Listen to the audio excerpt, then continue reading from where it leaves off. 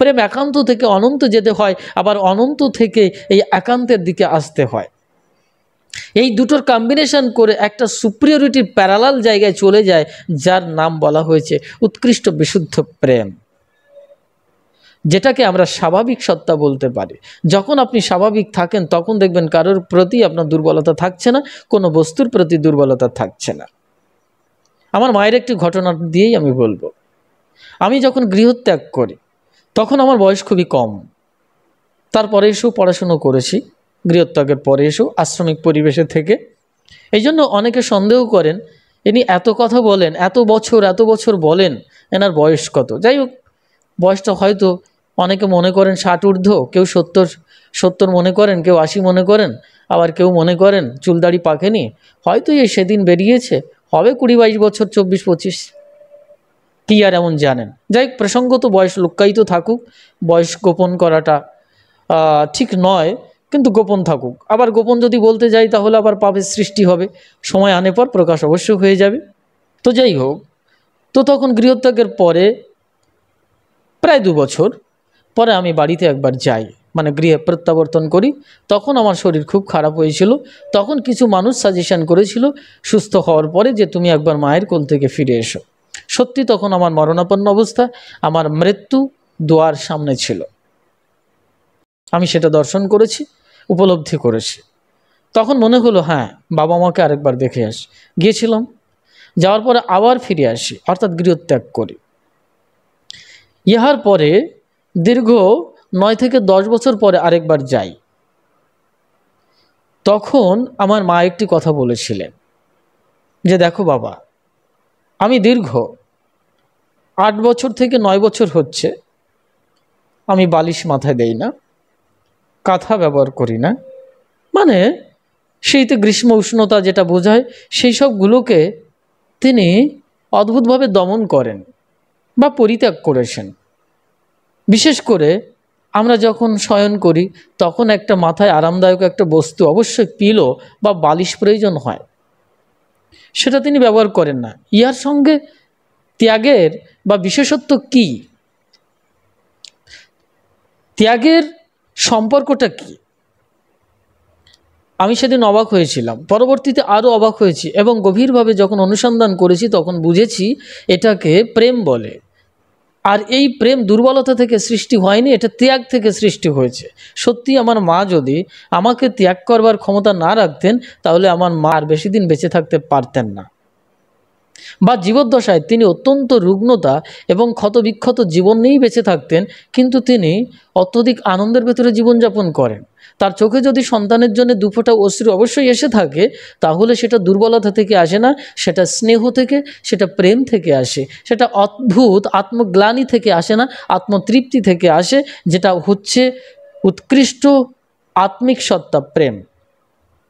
এই জন্যে এর উৎকৃষ্ট প্রমাণ দিতে গেলে আমি একটা উদাহরণ অবশ্যই দেব। তার আগে অনেকে হয়তো ভাববেন না উনি জোর করে এটা চিন্তা করছেন, জোর করে ত্যাগ করেছেন।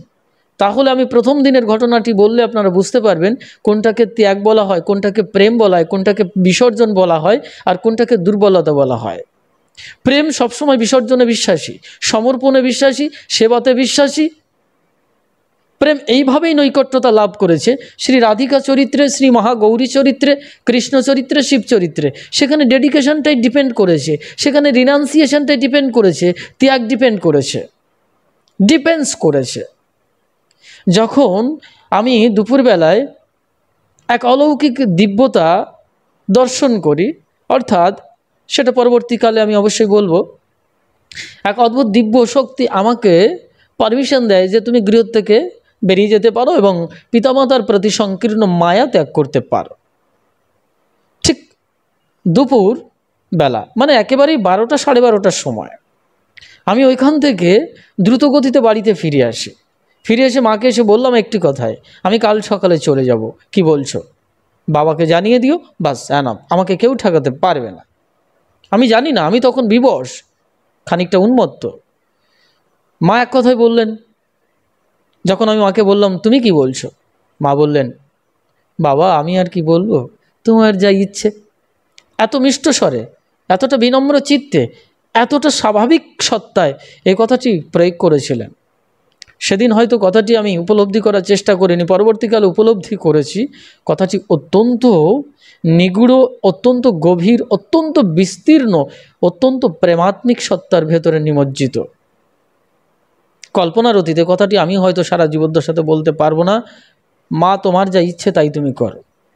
এটাকে প্রেম বলা হয়, এটাকে বিসর্জন বলা হয়, এটাকে সেবা বলা হয়। এই জন্য প্রথম দিনের যে কথাটির দ্বারা মা নিজেকে, তার আসক্তিকে, তার মোহকে, দুর্বলতাকে পরিত্যাগ করেছিলেন, তার পরবর্তীকালে জীবদ্দশা 8-10 বছর বা 10-14 বছর পরে গিয়েও যখন তিনি বালিশ মাথায় দিচ্ছেন না দীর্ঘ 8-10 বছর ধরে, বা তার যে প্রাকৃতিক যে দুর্বলতা সেগুলোকে তিনি এড়িয়ে চলার চেষ্টা করছেন বা নিয়ন্ত্রণ করছেন এক সন্তান স্নেহে, সন্তানের পবিত্রতায়, তখন মাকে জিজ্ঞাসা করা হয়েছিল যে কেন এটা করো? তখন বলছে, মা বলেছিলেন, আমি জানি না যে আমার সন্তান এখন কোথায় আছে, আমি জানি না আমার সন্তান কি খাচ্ছে, আমি জানি না আমার সন্তান এখন কোথায় শুয়ে আছে, সে কি আদৌ আরামে আছে নাকি খুবই কষ্টে আছে। তো আমি যখন জানি না তখন আমি নিজে সুখে থাকতে পারি না। এই কথার প্রশ্ন উত্তরে মা বলেছিলেন। তার মানে ডেডিকেশনটা, আমার সন্তান আদৌ ভালো আছে কি না আছে, তবে সব সময় প্রার্থনা করছেন সে ভালো আছে এবং বিশ্বাসও করে ভালো আছে, কিন্তু তারপরের থেকে মাতৃস্নেহের এক অদ্ভুত সত্তা থেকে, প্রেমাত্মিক বিসর্জনের দৃষ্টিকোণ থেকে তিনি চিন্তা করেছেন, যদি আমার সন্তান আজকে রাত্রিতে ভালো জায়গা না শুতে পারে, ভালো না খেতে পারে, তাহলে আমি কেন ভালো খাবো, আমি ভালো করে কেন শোবো? এটাকে না সত্যি ওই পার্কের ভেতরে একটা মেয়ের কোলে মাথা গুজে দিয়ে সারা জীবনের ভালোবাসাটাকে বাদামের খোসাতে পরিণত করা প্রেম নয়, এটাকে বিসর্জন বলে।